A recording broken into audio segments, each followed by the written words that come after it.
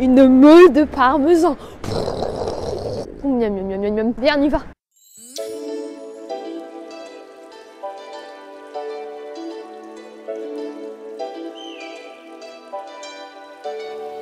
Et il pleut ou je rêve? Bon les amis, je vais rapidement faire cette intro. Bonjour à toutes et à tous, j'espère que vous allez bien. Je suis ravie de vous retrouver pour cette nouvelle vidéo. Oui, franchement, je suis super heureuse, vous savez pourquoi? Regardez ce qui se trouve derrière. C'est le Intenso. C'est un restaurant chic. C'est un semi-gastronomique, un italien semi-gastro.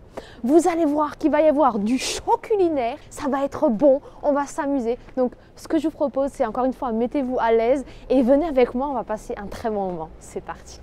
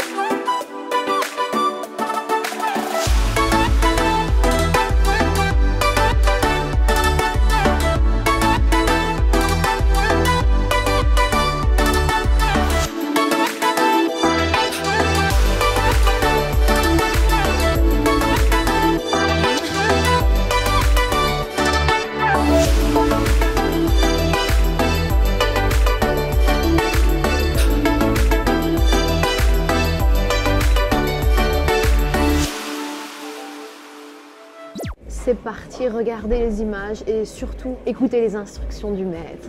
Tous les jeudis, on a un programme qui est sympa, donc j'ai envie de ramener justement le jeudi soir quelque chose de différent pour casser un peu les codes en plein milieu de semaine. Et on a un concept qui s'appelle la rotonda, le rond. Et le rond, c'est le parmesan. Donc c'est une grosse meule de parmesan qu'on rapporte à table et ensuite qu'on présente devant vous. Et vous avez 4 choix de plats. Donc les 4 plats, ce sont les premiers à la trusse. Ensuite, vous avez avec du jambon de Parme, vous l'avez au blanc de poulet et vous l'avez aux asperges. Et pour finir, on a aussi aux gambas. Des gros gambas qu'on a fait revenir dans une poêle avec un peu d'ail, des huiles d'olive, voilà. Et tout ça, bien sûr, on met dans la meule de parmesan, on commence à faire fondre le parmesan avec des alcools très forts en alcool pour justement faire fondre le parmesan. Donc ça flambe à la table, c'est un spectacle vraiment. Faire attention à ses cheveux, moi j'en ai plus donc ça va. Et ensuite après avec cette meule de parmesan, donc on fait fondre le fromage. Et une fois que le fromage est fondu, on va tout ça revenir avec des spaghettis qui vont absorber le parmesan qui est fondu. Et ensuite, tout ça, vous allez voir tout à l'heure, on vous le présente avec le chef cuisinier qui vous met les papilles vraiment en ébullition. Cet homme est passionné, ça ne fait nul doute. Possèdes-tu le même avis que moi? Yes. Yes. Right. Va faire pipi, va. Je ne m'enfuis pas, je vole. Je vous vois venir dans les commentaires. Ouais, t'es bourré, etc. J'ai même pas fini mon cocktail, ok? Vous calmez. Je possède une folie tout à fait naturelle. Si vous êtes jaloux, c'est la même chose. Je peux vous apprendre hein, si vous voulez. Bon, la prochaine fois qu'on se revoit, c'est après la meule de parmesan. On va la déguster. On va pas déguster la meule. Bon, vous m'avez compris.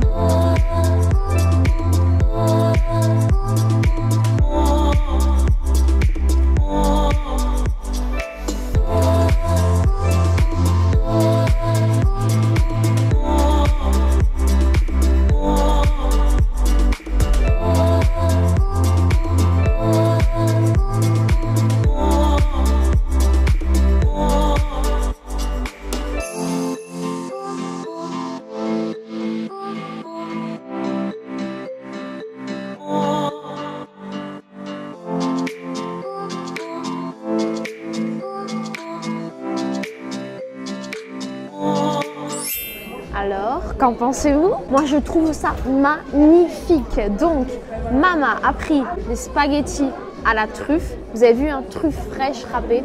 Et moi, j'ai pris spaghettis au gambas. On va goûter. Il nous a rajouté une petite boulette de viande. Ça se voit qu'elle est faite maison. C'est la même que j'ai mangée au Jinu by Jin. J'ai juste envie de goûter un petit peu de truffe parce que ça fait partie de ces mets raffinés qu'on n'a pas vraiment l'habitude de manger. Et forcément, le goût est assez subtil. Donc, on va voir si j'arrive à le déceler. Vous avez vu, hein, des bouts de truffe noire assez épais. Hein. Ah oui, au nez, ça sent le champignon subtil, tu vois. Le champignon que tu n'auras pas dans un kebab. Tu sais que j'ai l'impression d'être le président de la République, là. Non, vraiment. Qui je suis pour mériter manger ce genre de choses? La truffe, c'est truffé, hein. Qu'on se le dise, hein, ça a un goût particulier, la truffe. T'avais déjà mangé de la truffe? Ben voilà, maman, ce soir, tu découvres la truffe. C'est excellent, hein. Je sais que j'aime la truffe. Maintenant, je peux le dire, je sais quel est le goût de la truffe, je saurais le reconnaître et je le chercherai. Comme les chiens le feraient, bon bah moi je le ferai, mais dans un restaurant. Quelle comparaison délicate. Oh la gambasse. Nous sommes en présence d'une gambasse tendre, moelleuse, délicate, délicieuse, avec un bout de pistache. Le parmesan, je vis un moment hors du temps. Tu vas goûter ces gambas. C'est doux quand même, c'est fondant, c'est quelque chose. Et voilà. Donc là, on a à peu près 1 kilo de pâtes.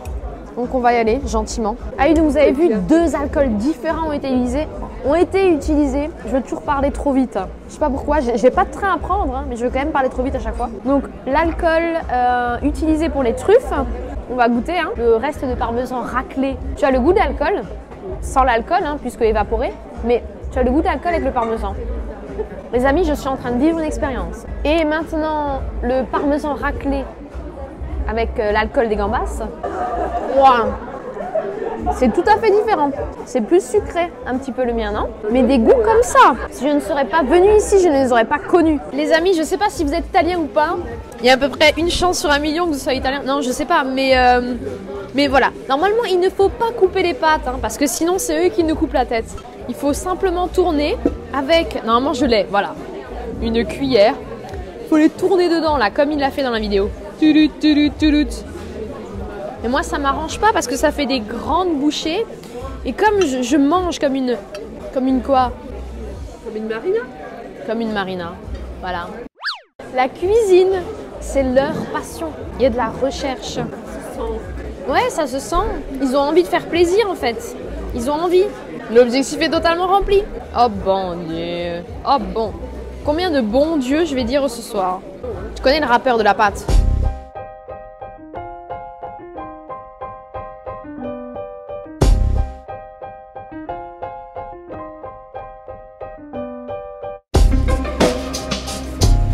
Si un jour on m'aurait dit que les pâtes, les spaghettis pourraient être un plat semi-gastronomique, j'aurais dit non. J'aurais dit je ne suis pas d'accord. Mais ce soir je suis d'accord. Je ne vous l'ai pas encore dit mais nous sommes à Sarreguemines. Écoutez, nous allons maintenant finir notre plat, ou du moins continuer à le déguster, parce que c'est très copieux. Et on se revoit après. Mesdames et messieurs, voici la présentation des desserts.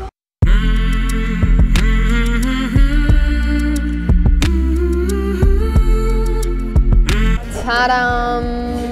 Entremets à la framboise pour madame et 3 boules de glace pour mademoiselle. Comme d'habitude. On va goûter quand même, hein? Oui. Oh, oh, oh! It's so splendid. La meringue.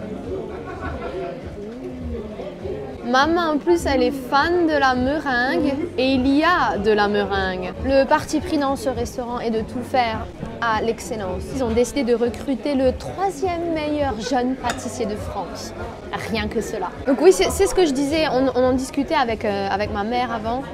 C'est que c'est difficile de faire une vidéo où on arrive vraiment à vous faire transmettre les émotions qu'on ressent, l'expérience que nous sommes en train de vivre. Parce que c'est un peu comme la vidéo que j'avais fait à Jean à Metz, sur une autre planète. Je pense que dans le Grand Est, il n'y a pas forcément de concurrence à la hauteur. Par chez nous, c'est précieux. Ah ah, la maman veut que je goûte. Donc moi j'ai pris tout simplement un glace vanille, pistache, chocolat, les 3 basiques. Maman, elle me donne des bouts de tarte. Moi j'aime pas trop les desserts sucrés, mais on va faire honneur au dessert du 3e meilleur jeune pâtissier de France.